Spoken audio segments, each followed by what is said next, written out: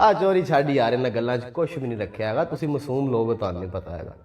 1965 ਦਾ ਜਦੋਂ ਇਲੈਕਸ਼ਨ ਹੋਇਆ ਨਾ, ਤੇ ਕਾਜ਼ੇ ਆਜ਼ਮ ਦੀ ਭੈਣ ਨੇ ਇਲੈਕਸ਼ਨ ਲੜਿਆ ਸੀ, ਉਹ ਵਾਲਾ ਹਾਰ ਗਈ ਸੀ मोहतरमा फातिमा जना। ਬਾਬਾ ਸਿਰ ਨਾਲ ਆਪ ਹੁੰਦਾ ਤੇ ਇਲੈਕਸ਼ਨ ਲੜਦਾ ਤੇ ਬਾਬੇ ਵੀ ਹਾਰ ਜਾਣਾ ਸੀ। ਪੂਰੇ ਤੇ ਪੂਰੀ ਗੇਮ ਹੀ ਬਦਲ ਗਈ ਸੀ ਭਰਾਵਾ। ਪੂਰੇ ਦੇ ਪੂਰੇ ਜਿਹੜੇ ਪਾਵਰਸ ਦੇ ਸੈਂਟਰ ਸਨ ਉਹ ਬਦਲ ਗਏ ਸਨ। ਜਿਹੜਾ ਕਾਇਦ ਨੇ ਪਾਕਿਸਤਾਨ ਬਣਾਉਣਾ ਚਾਹਿਆ ਸੀ ਉਹ ਕਦੀ ਵੀ ਨਹੀਂ ਬਣਿਆ ਹੈਗਾ। ਮੈਨੂੰ ਬੜਾ ਚਾਅ ਚੜਿਆ ਪੋਲੀਟੀਕਲ ਸਾਇੰਸ ਦੇ PhD ਕਰਨ ਦਾ। ਮੈਂ ਕਿਹਾ PhD ਕਰਾਂਗਾ ਪੋਲੀਟੀਕਲ ਸਾਇੰਸ ਦੇ। ਜੋ ਇੰਜੀਨੀਅਰਿੰਗ ਤੋਂ ਮਾਰਿਆ ਯੂ ਟਰਨ, ਮੇਰਾ ਇੰਟਰਸਟ ਬਦਲਿਆ।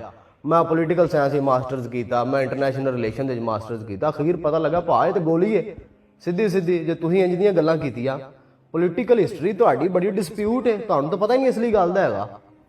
ਇੱਥੇ ਲੋਕ ਕਹਿੰਦੇ ਨੇ ਜੀ ਇਸਲਾਮਿਕ ਹਿਸਟਰੀ ਇੰਨੀ ਡਿਸਪਿਊਟ ਹੈ। 1450 ਸਾਲ ਨੇ, ਤੁਹਾਡੇ ਕੋਲ 70 ਸਾਲ ਨਹੀਂ ਸਾਂਭੇਗਾ।